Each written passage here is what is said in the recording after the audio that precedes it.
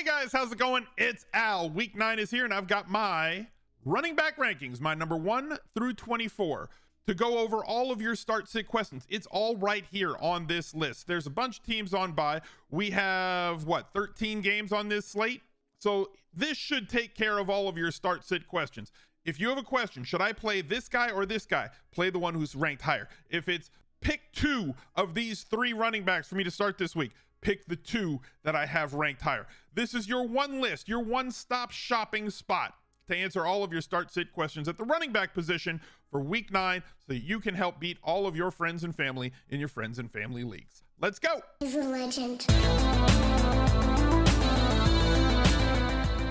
The Smizzle Gang Listener League is posted for week 9. It is a 4,500-man tournament. The only way that you can find this tournament is through my link. So go to smizzle.tv/links. It does not exist in the lobby. It is a $10 game as always, 3 max as always, and it's also a no rake tournament. Absolutely no service fee. The best tournament that exists on DraftKings. Make sure that you get in there, and I will shout out the top 10 finishers on Monday on the weekly recap videos. Get your entries today. At the number 1 spot this week, Austin Ekeler. We have a bunch of buys this week, right? So like the Browns, the Cowboys, the Broncos, the Giants, the Steelers, the 49ers. There's a whole bunch of really good running backs on those teams. Christian McCaffrey, Saquon Barkley, Ezekiel Elliott / Tony Pollard, and obviously Nick Chubb, who's been tremendous so far this year. Way better than I thought that he could be before the season. As much as I respect him as a running back, he does not catch passes. There's a high difference between his floor and his ceiling, but he has actualized all of his ceiling pretty much every single week, scoring tons of touchdowns. So in all of their absences, Austin Ekeler slides in at number 1. Now, these rankings are for PPR, and Austin Ekeler is on pace to break the Christian McCaffrey record from 2019 for most catches in a season, partially because Keenan Allen has been out for the entire first half of the season. And now, even if Keenan Allen comes back this week, right, I'm hoping that he can in week 9, coming off of the bye week in week 8 for the Chargers. Now they're going to be without Mike Williams for a few weeks. So the target share that Austin Ekeler has seen so far this season seems like it's going to continue. He had 28 targets.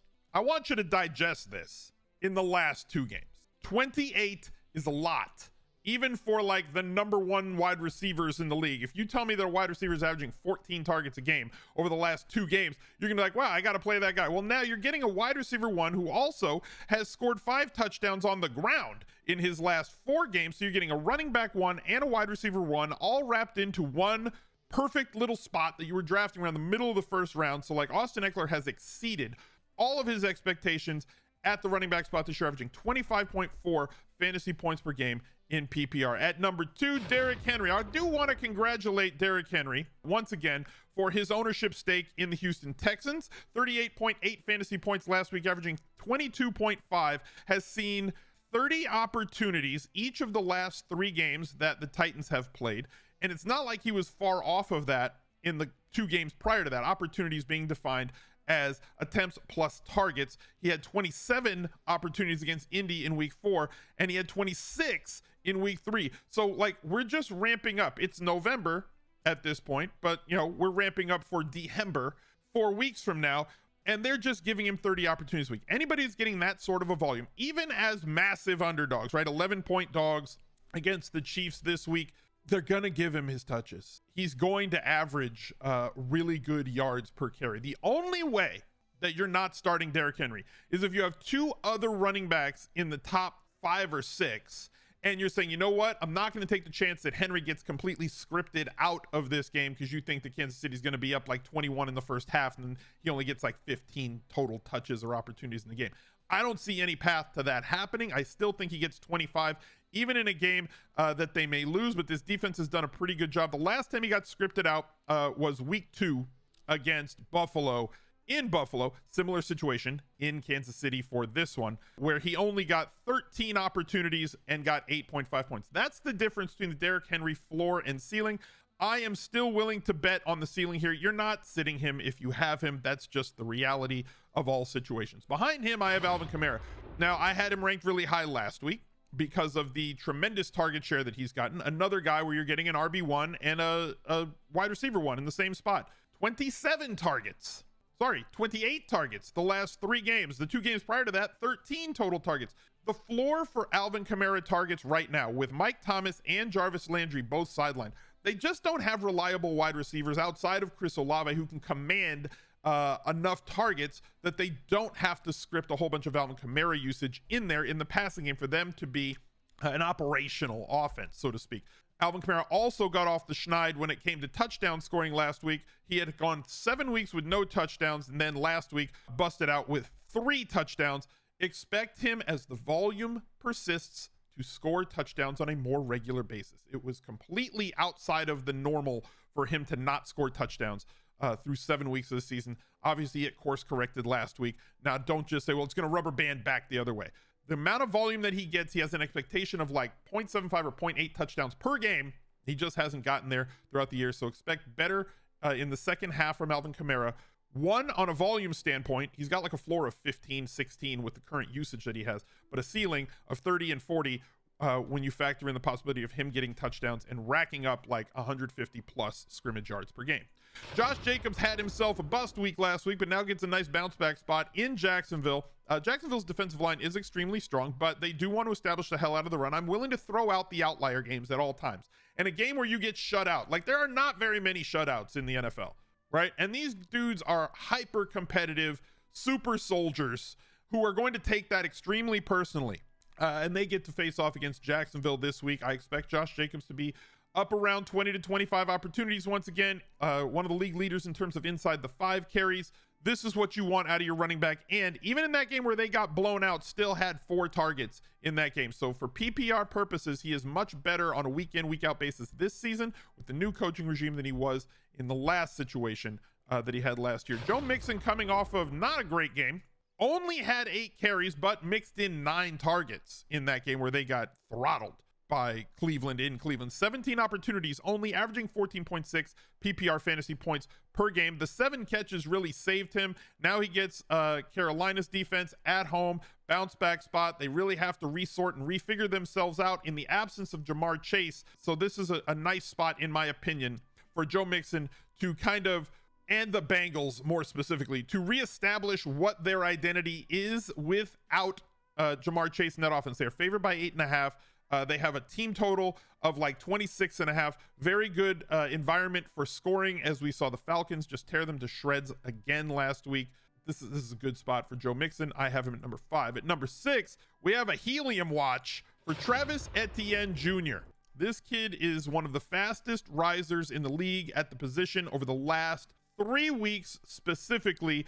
4 weeks if you want to extend back to the game against Houston. He has had a 30-yard rush or more in each of the last 4 games. If we go to the last 3 games, he's had a 48-yard long, a 49-yard long, and a 49-yard long. His win rate on runs has been tremendous. His pass game usage is exactly, or sorry, his talent in the pass game is exactly what was his strongest selling point, but like they haven't targeted him all that much with only 15 targets the last 4 games. I want to see that material. This is kind of the same thing that happened to Cordero Patterson last year, where Patterson the first half of the season was this tremendous thing. He was great because of how much he was being used in the passing game, but it was not sustainable because he was scoring so many touchdowns on so few touches and snaps. And they gave him a lot more snaps and they just handed him the ball.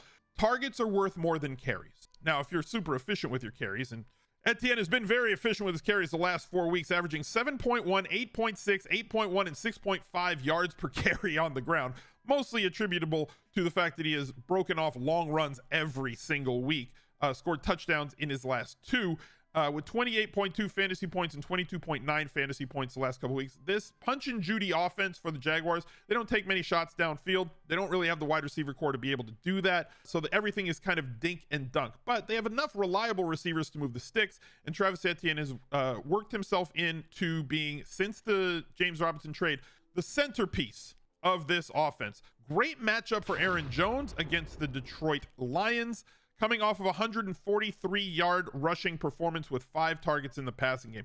This offense in Green Bay is not what I want, but Detroit is kind of the cure to all that ails you. Coming off of 2 straight games above 20 fantasy points, 28.6 and 22.7. 2 passing touchdowns, 2 receiving touchdowns 2 weeks ago against Washington, but has not scored a rushing touchdown since week 2.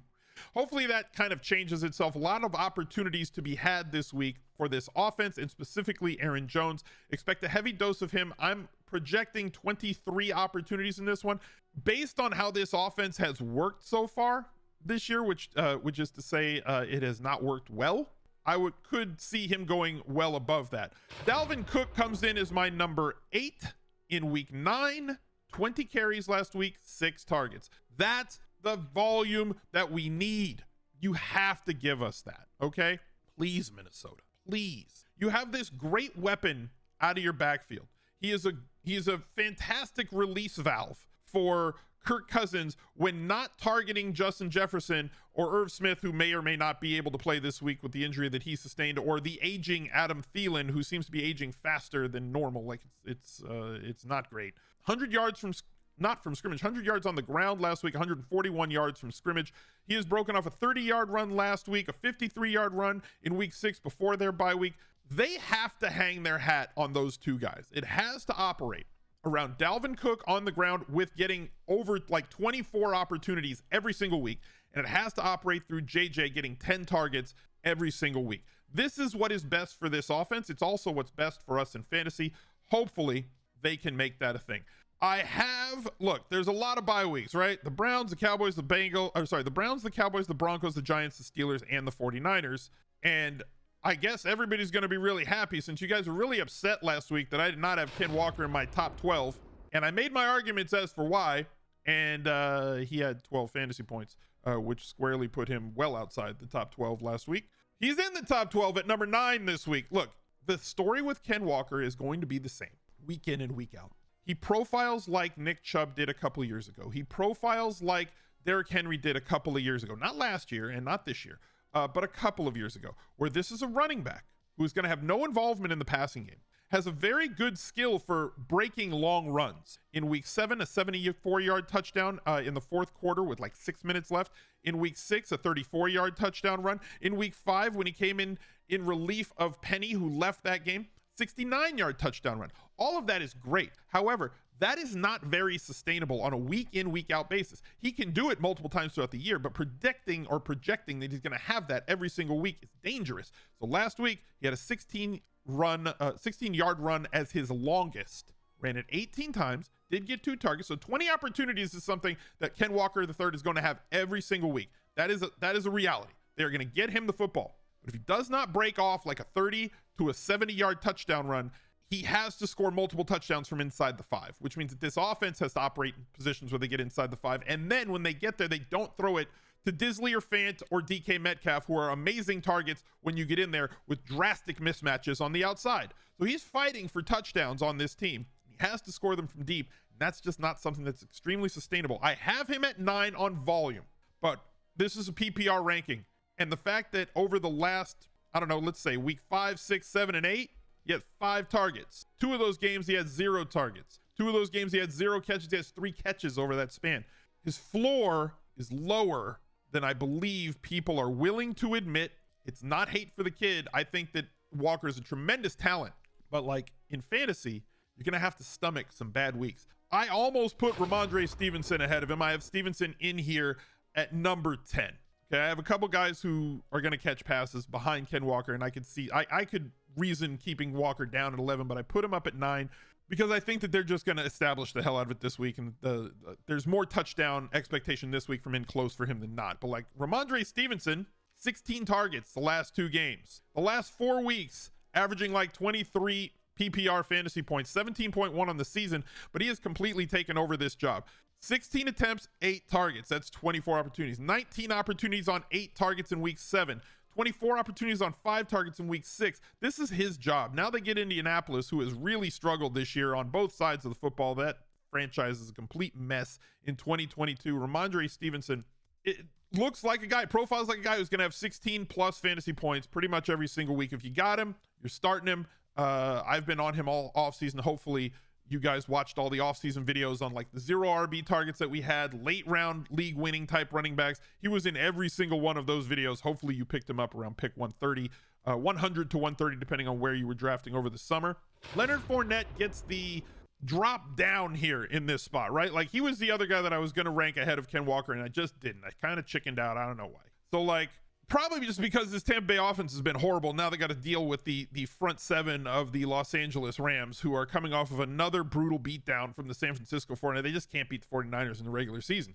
So, like, that defense is going to be chomping at the bit to tackle this offensive line, to get past this offensive line that has been porous for Tampa Bay so far this year, which means that Leonard Fournette, who has been wholly inefficient on carries, is going to have to rely on catching a bunch of balls. Now, luckily, they do throw him the ball a lot. However, Rachaad White has been eating into his target market share as Lenny has looked slow.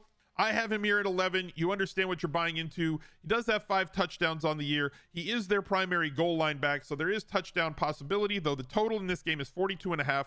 Vegas not expecting as much offense as we would expect. And I can't rank, I can't. I just cannot possibly rank Jonathan Taylor outside of the top 12. Like, I know they're facing off against New England. I know that he has not done well. I know that this offense is poor, but they still are giving him, force feeding him touches. And it's not like he's been inefficient. Last 2 games that they lost, 4.8 yards per carry, 5.8 yards per carry. He possesses one of the best big splash abilities at the running back position. It's basically him and Nick Chubb. The last 3 seasons have had, like, by far the most over 40-yard runs. That's just something in his skill set. We've also seen them utilize him a lot in the passing game. The possibility that they may trade Nyheim Hines before the deadline. Now, this video comes out after the deadline. We'll see if that actually materialized. I'm recording it before the deadline. Hopefully, they've dealt Nyheim Hines, which would solidify a greater snap share for Jonathan Taylor moving forward, and give him a boosted maybe 3, 4, 5 targets per game, which would cause me to have the ability to rank him higher on talent and then PPR opportunity. But right now, with them projecting to not score a lot of touchdowns, Jonathan Taylor has 1 touchdown on the year. That's unacceptable for a guy who was the consensus 1.01. I was drafting Christian McCaffrey over him at 1.01 and was being ridiculed for it all summer because, you know, Christian McCaffrey hasn't played in 2 years. How can you draft him over Jonathan Taylor, who's an absolute slam dunk? And now Jonathan Taylor drafters are completely shambles. He's number 12 this week. Hopefully he can right the ship. No Kid Hungry does a great job at providing school breakfasts, lunches, and at-home care for food insecure kids all across the country. We're trying to raise $50,000 from the community, that's you, and every $10,000 the community raises, I will be matching $10,000 myself, up to $50,000, giving us a combined $100,000 raised for No Kid Hungry in 2022. We just passed 40K. The next match is at $50,000. So if you've enjoyed the content this season, if you've won some money in daily fantasy, either on your own or as a result, or if you just want to take part in something, to be a part of something bigger than yourself, go to smizzle.tv/charity. All donations are 100% tax deductible. They will take care of it through Tiltify. Please give what you can. Every single dollar helps to No Kid Hungry. And let's try to get to that next match together. Number 13 kicking off the RB2s is Miles Sanders. Now, Game Log Watcher is going to look back at this game against Pittsburgh and say, Miles Sanders only touched the ball 9 times, Al. What are you doing ranking Miles Sanders in this spot? Plays on Thursday night, has a tremendous team total of like 29 in this game for the Philadelphia Eagles. Now, they throttled Pittsburgh. They sat Miles Sanders like midway through the 3rd quarter. And Boston Scott came in and got a lot of touches late in this game as they were preserving Miles Sanders. Not like Sanders had a bad game. Ran for 78 yards on 9 carries for a touchdown with a 21-yard long. They just didn't need to use him. 13.8 fantasy points in a spot where they didn't need to use him. Everything just went through the air. Everything clicked. Like A.J. Brown had 3 touchdowns. Yeah, they didn't even run Jalen Hurts. Like, are we looking at the box score and say, well, Jalen Hurts didn't run in week 8 against Pittsburgh, so I guess he's not a running quarterback anymore. They are going to give Miles Sanders his 20 opportunities in this game, and they're playing Houston, and that's the team we attack every single week. Possibility for 100 yards from scrimmage in this one. Great possibility and probability for a touchdown for Miles Sanders. Easy slide in for me at the RB13. At 14, DeAndre Swift, and I'm nervous. Okay? I love DeAndre Swift as a player. I love him as a fantasy asset. My problem is with the injuries that he's sustained, they're kind of babying him. He had already lost before the injuries early in the season. He had already not earned or lost, or maybe they just liked Jamal Williams all that much, that he was not going to be the guy who was getting those very valuable inside the 5 touches. All of those go to Jamal Williams, like all of them, which means that now the way that they use it in the last 3 games that he has played, and I know that that's wrapped around an injury, right? He got injured after week 3 or in week 3, and that against Minnesota, and that caused him to miss week 4, 5, 6, 7. He came back in week 8. Finally, they had already had their bye week, and he only got 5 attempts on the ground and 5 targets. If they have Nyheim Hines, DeAndre Swift, if he is living in McKissickville, I hate everything moving forward, and I will be forced to rank him like way down around 22 or possibly off the list in future weeks. So like mentally prepare yourselves for that. If he has another week where he gets 12 opportunities in a full game situation and they're just going to run Jamal Williams more because they're trying to preserve DeAndre Swift and we cannot project him for over 15 opportunities. I have him projected right now at 18 opportunities, which is more than enough for him to eat because like I've got him between 11 and 14 carries with like 5 to 7 targets is the range that I need him in. Now that's that perfect Kamara range. That's the last year Austin Eckler range. That's more than enough in PPR for a running back to eat, but we have to dock him because of the touchdown expectation just not being there because he never gets those extremely valuable inside the 5 carries. Those all go to Williams. So he has to score from deep. Thankfully, that's a part of his skill set with a 50-yard run in week 2, a 50-yard run in week 1. Hopefully the ankle and the shoulder are fine. This is my most nervous spot in this top 24 is DeAndre Swift. If you have him on your team, you're praying, and I'm rooting for you. I hope that he does well. Right behind him on the Thursday night game, I got Dameon Pierce. It just doesn't seem to matter who Dameon Pierce plays against. It doesn't seem to matter whether they're winning or losing. They're probably losing because they are the Houston Texans and they do not have a very talented roster, but Dameon Pierce is extremely talented. 20 opportunities should be incoming for this kid, and a lot of that is in the passing game. 5 targets in week 8, 4 targets in week 7, 5 targets in week 5 before their bye week, 6 targets in week 4. He is the main focus point of this offense. It's against Philly though, so it's a tough spot. I'd love to rank him higher. I just can't, based on the fact that Philly has been the Russian judge. They are at home at least, but they're like a 1,000,000-point underdogs in this spot. Never a great spot for a running back, but he does not get game scripted out as they will throw him the ball. Game flow independent running back. Love that at least. Devin Singletary is on the other side of things, right? So Devin Singletary is the running back that is on like the best offense in the league, but is never going to get 25 opportunities, right? But he gets enough. He gets enough to be viable. And he has massive touchdown possibility. And I say possibility because probability is just not the case. They throw it 70% of the time. He's viable in the passing game, but like it's spotty. 2 targets, 5 targets, 2 targets, 5 targets. So if teams don't keep it close, they just don't really have to throw the ball to their running backs as they like to challenge downfield through their outside wide receivers, Diggs and Gabe Davis. He has been very efficient on the ground, averaging 4.85, 7, and 4.5 yards per carry the last 4 games, but he's never going to get you 25 carries. Singletary is a small running back who does have big playability with a 30-yard run in week 8, a 23-yard run in week 5, and that touchdown possibility, not probability, because this offense does always project to score around 30 real-life points. He's only got 1 on the year. Based on his usage and based on this team's scoring ability, Singletary should have scored more than 1 touchdown this year. I can see that normalizing over the second half with him getting 4 to 6 touchdowns between week 9 and week 18.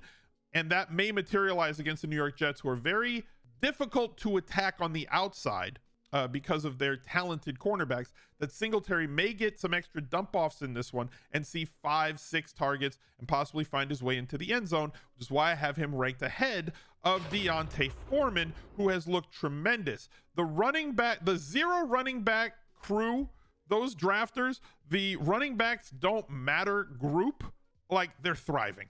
They're just thriving. 118 yards in both of the games since Christian McCaffrey was dealt, being very efficient on the ground, but not going to be targeted, right? He's just not going to be the guy who gets targeted a lot. Chuba Hubbard out in week 8, and we saw his usage just absolutely balloon. From 15 carries and 17 total opportunities in week 7 with Hubbard there to 27 opportunities in week 8 against Atlanta, and very efficient. 34.8 fantasy points in week 8, 19.5 fantasy points in week 7. Now they get Cincinnati, who just got absolutely gashed on Monday night by the Browns. So Foreman just looks like he's in position to get another heavy dose and be the guy, even if Hubbard is back, should be the guy that they target inside the 5-yard line. A very talented running back, struggled with a tough injury early in his career, but really happy to see him doing well right now for the Carolina Panthers. I have Raheem Mostert right behind him. I like saying Mostert, but obviously that's not his name. So I'm not going to call a man out of his name, even though the other one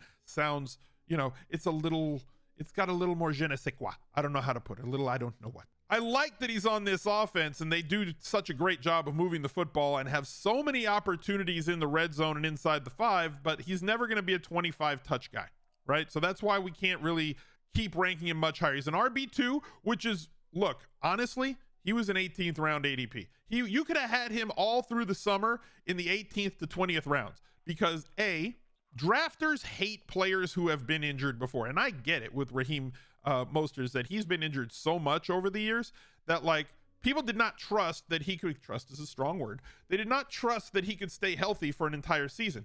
All I know is the week that's in front of me. Specifically at the running back position, you have to take opportunity. And there was nobody else that was profiling to be their lead back. It was never going to be Chase Edmonds. He can't handle more than 15 touches a game. And they've done a good job of splitting them, with Mostert getting 50-60% of the snaps.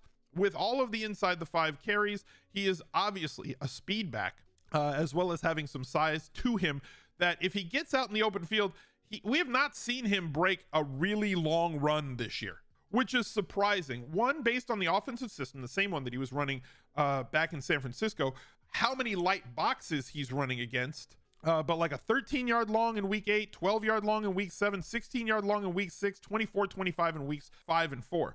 If they keep feeding him opportunities, he's going to break a long touchdown one of these weeks and be a week winner for you. But if you drafted him, if you picked him up off the waiver wires, if he went undrafted in your league, congratulations. He's not exactly a league winner at this point, only averaging 10.4 fantasy points per game, but he's been a week winner for you in week 7 and week 5. He gets Chicago right now, has not been great against the run, and projects to be worse over the second half of the season, trading Roquan Smith, trading everybody to try and get draft picks and salary cap space so that they can build this team around Justin Fields moving forward, starting with this summer. Funny, because right behind him, I have David Montgomery. The Bears are going to run the hell out of the ball. That's just what the Bears do. That is their identity. That's been their identity forever, right? But specifically, it's their identity this year because they did not invest in any wide receivers on the outside. 18 opportunities for David Montgomery in a game they lost by 20. They're just going to give the ball to their running backs. Between him, Khalil Herbert, and they're going to run, let's say, an average of 9 or 10 times a game with Justin Fields. 45 running opportunities are always going to be in play for the Chicago Bears. And David Montgomery is an actually good running back, right? He gets a lot of flack. I don't know why from the fantasy community, but really great in terms of tackle evasion, really good in terms of yards after first contact, really good at making guys miss, and he's going to get the football. They're playing at home. It's always a good spot for David Montgomery in terms of volume. However, 10.9 fantasy points per game. If you drafted him really high, you're probably starting him. Behind him, Jamal Williams at number 20. All the touchdown upside in the world. All of it. Literally all of it. And they square up against Green Bay, who's been one of the most friendly teams to opposing running backs. 13 opportunities in week 8, 16 opportunities in week 7. One of those with DeAndre Swift. 22 fantasy, averaging 15.9 on the year. He has 8 touchdowns. He's leading the league in inside the 5 carries. This Detroit Lions offense, the team is bad, right? They're losing a lot of games, unfortunately. But they're the team that you think could get into a shootout every single week, right? This is the shootout team that we've angled at every year, to the point that it's a meme on the 06010 podcast, the CSS DFS with myself and Mike Clay and Daniel Dopp, that Daniel's every week you guys pick on my Lions, please stop. It's no, I'm sorry, we can't. But on the other side of that, Jamal Williams has been tremendous with 20 fantasy points in 3 games plus, 20 fantasy points plus in 3 games, 16 plus in 4 games.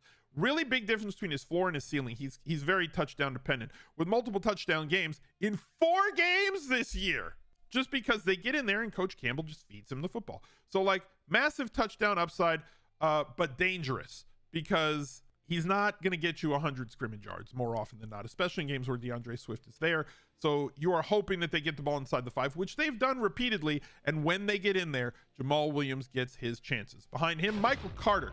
I'm not projecting that Michael Carter takes over as a bell cow. He's not going to. We weren't projecting that last week. 7 carries, 7 targets. I think he's going to get like 10, 11 carries per game with about 5+ targets per game. They go against Buffalo, which means that like the James Robinsons, everybody else, like they're not going to be playing from ahead in this one. So they're not going to be able to establish the run, which means more target opportunities for Michael Carter, because he is the best pass catching back that they have, but not somebody that I really think that they can or want to feed the ball to 15+ times on the ground. Somewhat north of McKissickville, right? He's not just a pass down back, not just a third down, long down and distance, 2-minute drill sort of back. He's going to be out there probably 50% of the time, with James Robinson probably getting 35% of the snaps, and I don't know, somebody else getting the other 15. But like, he's going to be the guy that gets the most snaps, especially in situations where they're behind. So 55-60% of the snaps. It's not out of the realm of possibility for Michael Carter this week. At 22, I'm just going to say, can I have a team running back in this spot? Like, will you guys allow me that, please? Like, right now it's Eno Benjamin, okay? Right now it's Eno Benjamin. That's who we have in this spot. But if James Conner comes back this week, then it's going to be James Conner. Whoever is the guy. James Conner has been day-to-day since week 5. It's week 9. He's still day-to-day. So, like, I don't know. Maybe we'll find out later if he's going to be the guy. If you're still watching the video, drop a like on it, subscribe to the channel, ring the notifications bell, all those good things. Leave me a comment down below. Like, I don't know, write toast or write team running back in the replies. Let me know that you're still watching this video at the Eno Benjamin James Conner portion of the video. Whichever one is starting, that's who's in this spot. So if James Conner comes back, Eno Benjamin moves back into like a 30% of the snap share guy, with James Conner getting about 70. If he's out, Eno Benjamin's going to play the massive lion's share. Probably get that normal pass running back work, right? Where he's going to get 11 to 15 carries and get like 5+ targets. That's what his rate. He's not going to get 25 carries. He can't handle that. But he's extremely good in the pass game, with a 12-yard or more catch in each of the last 4 games since week 5. He's handled more than 10 carries twice over that span, with 3 or more catches in every game in their last 4. So at 22, Eno Benjamin. At 23, Khalil Herbert. I talked about team running backs, right? I talked about how Chicago wants to run the football a ton. That's their identity. That's who they are. That's who they always have been. And while Montgomery gets the Lions' share, right, he's the number 1 guy. Khalil Herbert, the last 2 games, has handled 16 carries for 99 yards. He's very good. And 12 carries for 62 yards. Had a touchdown in week 8 against Dallas. They are going to do everything they can, game plan wise, to limit the time of play for the Miami offense, because they can't score with Miami. So they're going to have to limit big plays, something that they do not a great job of, obviously. For the Bears. We saw that a lot against Dallas last week when they scored 40. They hung 49 points on them. Miami can do that too. So for them to not allow that, they're going to have time of possession on their side. They probably want to keep the ball 35 to 45 minutes and just not allow Tua to get his offense out on the field, which means 45 rush attempts for Chicago if they can pull it off. Even if they're down 10, they're going to be running the football a ton, only dropping back like 20 to 25 times a game, which means that they have to cycle these running backs and keep them fresh. Khalil Herbert at 23. And at 24, A.J. Dillon. Massive touchdown potential in this one. All of the bye weeks have really limited our running backs on this slate. Aaron Jones not getting the inside the 5 carries. Unfortunately for A.J. Dillon, there have not been very many inside the 5 opportunities because this Packers offense kind of sucks. You're not going to get 20 carries out of A.J. Dillon. More often than not, like unless it's an outlier situation, unless Aaron Jones gets hurt, unless they're up so much in the first half that they just run the ball the entire second half and sit Aaron Jones, something along those lines. But when they get inside the 5, they've shown that he's their short yardage pounder. They want him to have the ball on any one of those situations. And Detroit has given up so many trips to the red zone and so many goal to go situations this year that those opportunities could present themselves for A.J. Dillon, which is why he sneaks in to the last spot as an RB2 in week 9. Best of luck to you in your matchups this week. Look out for another video right there. He's a legend.